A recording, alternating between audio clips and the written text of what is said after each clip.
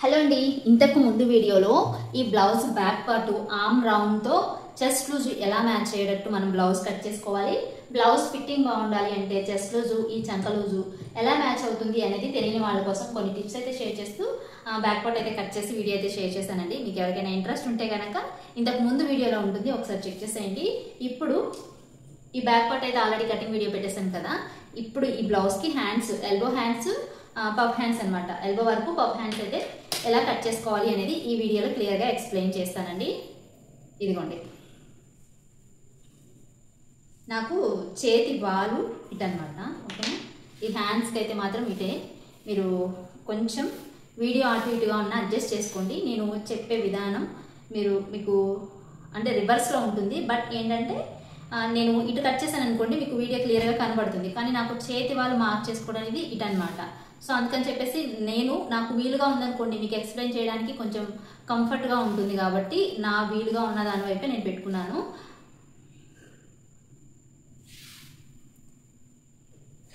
ఇదిగోండి, ఈ బ్లౌజ్ని, ఈ లైనింగ్ క్లాత్ని ఈ విధంగా 4 ఫోల్డింగ్స్ వేసుకుంటే మనకి 2 హ్యాండ్స్ అనేవి ఒక్కసారే వచ్చేస్తాయి అనమాట. ఇప్పుడు హ్యాండ్స్ స్ట్రైట్గా కింది వైపున క్లాత్ అనేది స్ట్రైట్గా ఉండడం కోసం ఒక లైన్ అనేది డ్రా చేసేయండి, ఓకేనా. ఇప్పుడు మనకి ఖర్చు కోసం పైపింగ్ అయినా మిషన్ కుట్ అయినా ఒక 1/2 ఇంచ్ ఖర్చు అయితే సరిపోతుంది. లేదు మనకి హెమ్మింగ్ చేయాలి అనుకోండి, ఒక 1 ఇంచ్ వరకు ఖర్చు పెట్టుకోవాలి, ఓకేనా. నేనైతే ఇక్కడ పైపింగ్ వేస్తానో లేదో తెలియదు, అందుకని చెప్పేసి 1 ఇంచ్ ఖర్చు మార్క్ చేస్తున్నా. ఒకవేళ పైపింగ్ వేస్తే ఒక 1/2 ఇంచ్ ఖర్చు అనేది స్టిచ్చింగ్లో తీసివేస్తా. ఇప్పుడు ఆది బ్లౌజ్లో నుంచి హ్యాండ్స్ పొడవుని మార్క్ చేస్తున్నాను. ఇదిగోండి, ఖర్చు అనేది ఇటు పైవైపుకి పెట్టేసుకోవాలి. ఈ విధంగా ఖర్చు అనేది పైవైపుకి ఉండేలాగా చూసుకొని ఇక్కడి నుంచి పైకి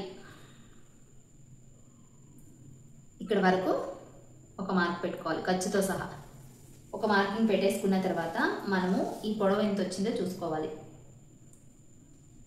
ఖర్చులతో కలిపి హ్యాండ్ పొడవు వచ్చేసి 11.5 ఇంచులు అనమాట. ఇప్పుడు ఈ 11.5 ఇంచుని ఇక్కడ కూడా మార్క్ చేసేసుకోవాలి. ఇప్పుడు స్ట్రైట్గా ఒక లైన్ అనేది డ్రా చేసేస్తున్నాను. ఈ విధంగా లైన్ డ్రా చేసేసుకున్న తర్వాత పై వైపున 1 ఇంచ్ మార్క్ చేసుకోవాలి. మనం నార్మల్ హ్యాండ్ ఎలా మార్క్ చేస్తామో సేమ్ అలా ఒకసారి మార్కింగ్ అయితే చేసి చూపిస్తున్నాను. ఇప్పుడు వచ్చేసి ఆది బ్లౌజ్లో నుంచి చంక డౌన్ ఎలా తెలుసుకోవాలి అనేది చాలా మందికి తెలియదు కదా. ఇదిగోండి, ఇక్కడ నుంచి స్ట్రైట్గా ఈ విధంగా పట్టేసుకోవాలి.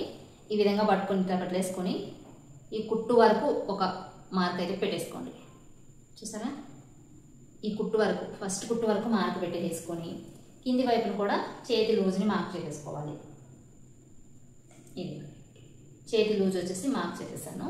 ఇప్పుడు ఇక్కడి నుంచి ఈ ఫస్ట్ కుట్టు ఉంది కదా, ఈ కుట్టు పొడవుని మార్క్ చేసుకోవాలి. ఈ విధంగా బ్లౌజ్ ఫోల్డ్ చేసేసుకొని, ఓకేనా. ఇదిగోండి, ఇక్కడ ఖర్చు అనేది పైకి అనమాట. ఖర్చు పైకి పెట్టుకోవాలి. ఎప్పుడైనా సరే ఖర్చు అనేది పైకి ఉండేలాగా చూసుకోవాలి. మనం కింది వైపున హెమ్మింగ్ కోసం తీసుకున్న దగ్గర స్ట్రైట్గా చేసేసుకోవాలన్నమాట లైన్ అనేది, ఓకేనా. ఇప్పుడు మనకి ఈ చంక లూజ్ వచ్చేసి 8.5 ఇంచులు రావాలి.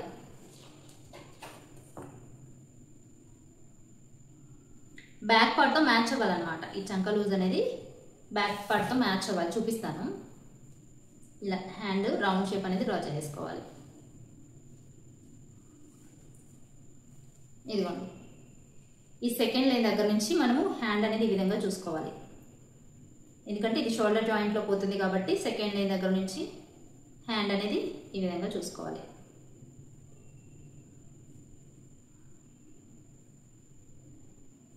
ఇదిగోండి, ఇక్కడికి వచ్చింది అనమాట. అంటే హ్యాండ్ రాంగ్, ఇది లూజ్ అనేది రాంగ్ అనమాట, ఓకేనా. మనం కూడా ఆది బ్లౌజ్ ఎలా ఉంటే అలాగే కట్ చేసేయకూడదు. ఒకవేళ ఏమైనా మిస్టేక్స్ ఉన్నా సరే కొంచెం అటు ఇటు మార్పులు చేసుకోవాలి. నేను బ్లౌజ్ సాగదీయడంలో మిస్టేక్ జరిగి ఉండొచ్చు, లేదా ఈ బ్లౌజ్ ఉతికిన తర్వాత సాగుండొచ్చు, ఇలా కొన్ని ఉంటాయి అన్నమాట. బ్లౌజ్లో ఏదైనా మిస్టేక్ ఉంటే మనం అది అలాగే చేసేయకూడదు. ఇలా చూసుకోవాలి. ఇక్కడికి వచ్చింది కదా, ఇదిగోండి ఇట్లా క్రాస్గా రాకూడదు అనమాట, ఇలా రావాలి. ఇది హ్యాండ్ వచ్చేసి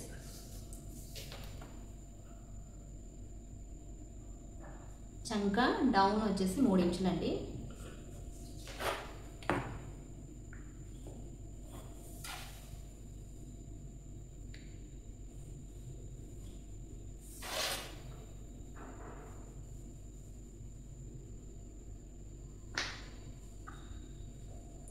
ఇప్పుడు ఏం చేయాలి అంటే పై వైపుకి 2 ఇంచులు మార్క్ చేసుకోవాలి పఫ్ కోసం. అలాగే ఇటువైపు కూడా 2 ఇంచులు మార్క్ చేసుకోవాలి. ఇప్పుడు ఈ రెండింటిని బాక్స్ టైప్లో డ్రా చేసుకోవాలి. ఇది వచ్చేసి మనకి పఫ్ కోసం అనమాట. ఈ విధంగా మార్క్ చేసుకొని చిన్న పఫ్ సరిపోతుంది, అందుకని చెప్పేసి 2 ఇంచులు మార్క్ చేస్తాను.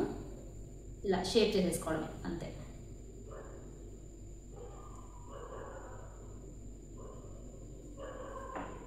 హ్యాండ్ షేప్ తీసేసుకోవడం అంతే. ఇక్కడ నుంచి ఖర్చు వచ్చేసి మనకి బ్లౌజ్లో 2 ఇంచెస్ కదా, సేమ్ ఇక్కడ 2 ఇంచెస్ కలుపుకోవాలి. ఇక్కడ చిన్న అతుకు పడుతుంది, స్టిచ్చింగ్లో అడ్జస్ట్ చేస్తాను.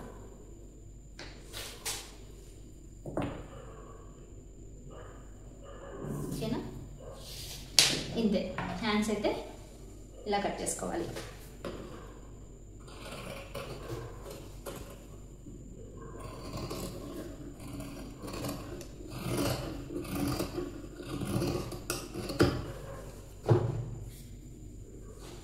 అయితే ఇక్కడ ఒక చిన్న టక్స్ పెట్టుకుంటే మనకి పఫ్ అనేది ఇక్కడతో ఎండ్ అయిపోవాలి.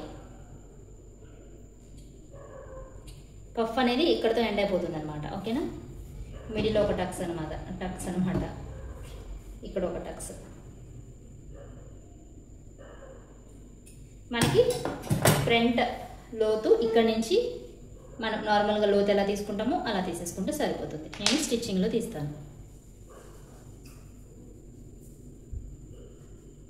ఇప్పుడు ఫ్రంట్ పార్ట్ కటింగ్ అయితే చాలా ఈజీగా బిగినర్స్ కోసం అర్థమయ్యే మెథడ్లో చూపించేస్తాను. ఒకవేళ ఇది మీకు ప్రిన్సెస్ కట్ అయినా స్ట్రైట్ కట్ అయినా సరే క్లాత్ అనేది ఈ విధంగా వేసేసుకుని మీరు ఫ్రంట్ పార్ట్ కటింగ్ అయితే చేసుకోవచ్చు. లేదు క్రాస్ కటింగ్ అనుకోండి, మనం ఈ విధంగా క్రాస్గా వేసుకోవాలి. ఓకేనా, క్లాత్ ఉంది కాబట్టి మీకు అర్థం అవ్వడం కోసం చాలా ఈజీగా చూపించేస్తానండి. చాలా ఈజీ వేలో ఇవాళ ఫ్రంట్ పార్ట్ కటింగ్ అయితే చూపిస్తా. ఇదిగోండి, నాకు 1 మీటర్ లైనింగ్ క్లాత్ తీసుకొచ్చారు. ఈ 1 మీటర్ క్లాత్లో back part front part cut చేయగా మిగిలిన క్లాత్ అనమాట. ఒకవేళ మనము ఈ చాక్ పీస్తో కనుక మార్క్ చేసుకుంటే ఒక్కసారి ఈ విధంగా ఐరన్ చేసేసుకున్నాం అనుకోండి, మార్కింగ్స్ అన్నీ మనకి కింది ఉన్న క్లాత్ పైన పడిపోతాయి. మనం సపరేట్గా మార్క్ చేసుకొని కట్ చేయాల్సిన అవసరం ఉండదన్నమాట. ఒక్కసారి ఇలా ఐరన్ బాక్స్లో ప్రెస్ చేస్తే చాలు, మార్కింగ్స్ అన్నీ పడతాయి. బట్ నా దగ్గర చాక్ పీస్ అనేది అవైలబుల్గా లేక నేను ఈ స్కెచ్తో అయితే డ్రా చేశాను. ఇప్పుడు ఈ మార్కింగ్స్ అనేవి దీని మీద పడవు కాబట్టి ఒక్కసారి నేను చూపిస్తున్నాను, మళ్ళీ మార్క్ చేస్తాను.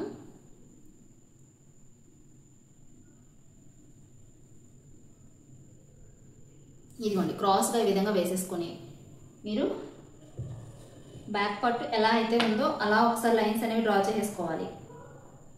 క్లాత్ అనేది కదలకుండా లైన్స్ డ్రా చేసేసుకోండి.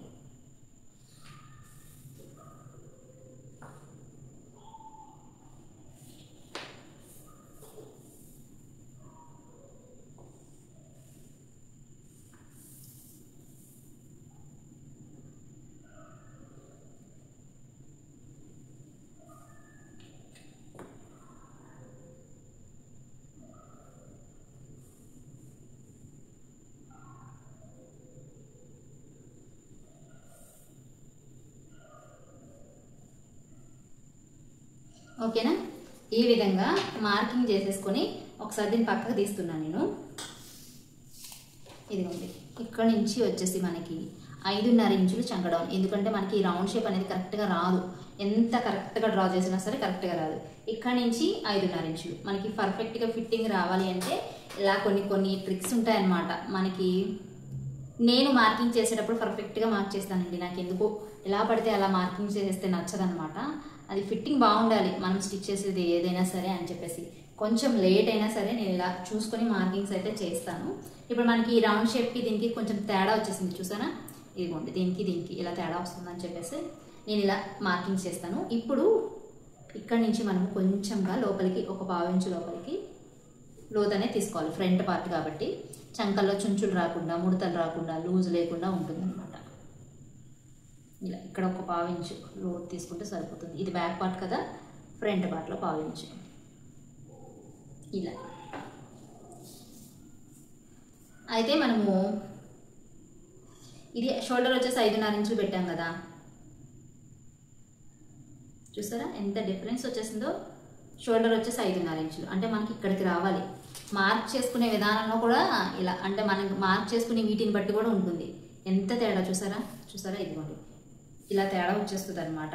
మనకి నెక్ విడత్ వచ్చేసి బ్యాక్ పార్ట్లో 2.5 ఇంచులు తీసుకున్నాం. సేమ్ ఇక్కడ కూడా అంతే తీసుకుంటున్నా, 2.5 ఇంచులే తీసుకుంటున్నాను అనమాట.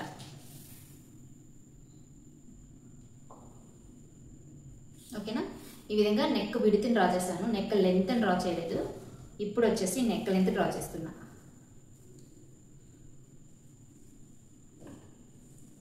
ఇదిగోండి ఇది వచ్చేసి షోల్డర్ జాయింట్ అనమాట. ఈ షోల్డర్ జాయింట్ దగ్గర నుంచి మనం ఇక్కడ ఈ విధంగా పెట్టేసుకొని రౌండ్ షేప్ అనేది తీసుకోవాలి. ఇక్కడికి అంటే మనకి ఫ్రంట్ నెక్ డౌన్ వచ్చేసి 6 ఇంచులు అనమాట. ఈ విధంగా స్క్వేర్ టైప్లో డ్రా చేసుకుని మనము ఇక్కడ షేప్ అనేది డ్రా చేసుకోవాలి. ఇలా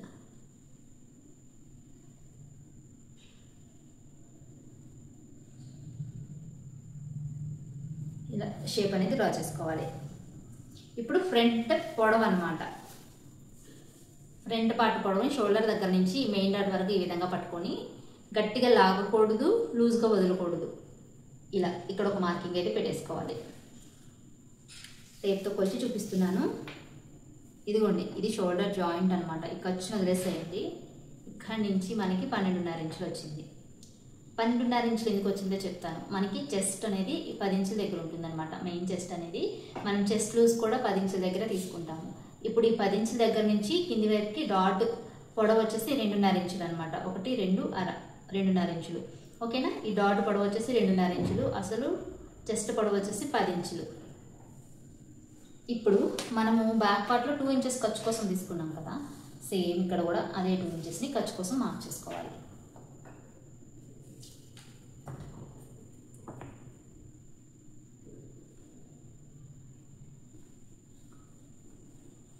ఇలా అదే 2 ఇంచెస్ని ఖర్చు కోసం మార్కింగ్స్ చేసుకొని ఇప్పుడు దీన్ని స్ట్రైట్గా ఒక లైన్ డ్రా చేసుకోవాలి. అదే ఓకేనా, స్ట్రైట్గా ఒక లైన్ డ్రా చేసుకున్న తర్వాత హుక్స్ పట్టి పొడవుని మార్క్ చేసుకోవాలి.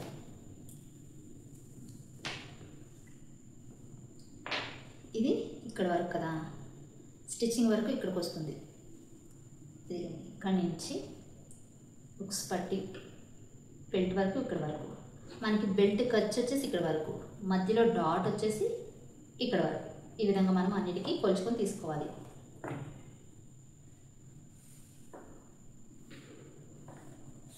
ఓకేనా, ఇప్పుడు మనకి పైవైపుకి 1.5 వచ్చిందనమాట.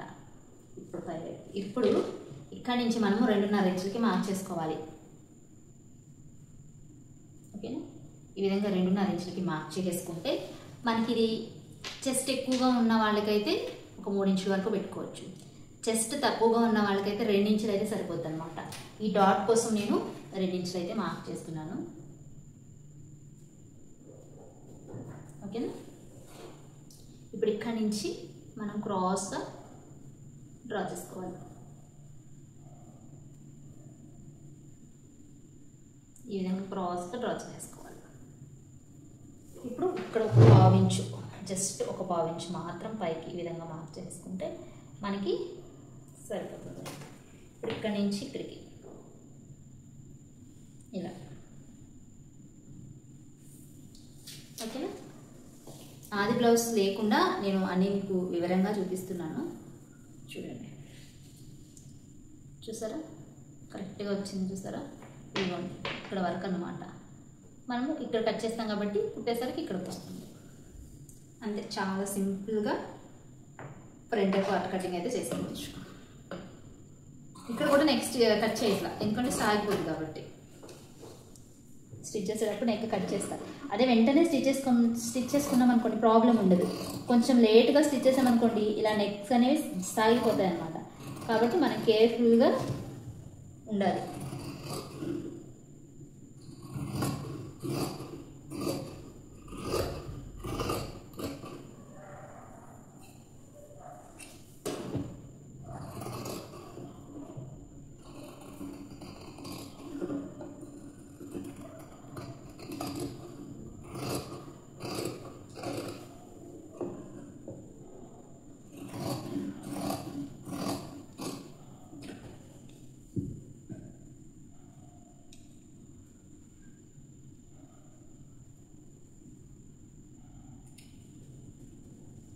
ఇక్కడ ఈ మార్కింగ్స్ దగ్గర చిన్న చిన్న టక్స్ పెట్టుకుంటే మనకి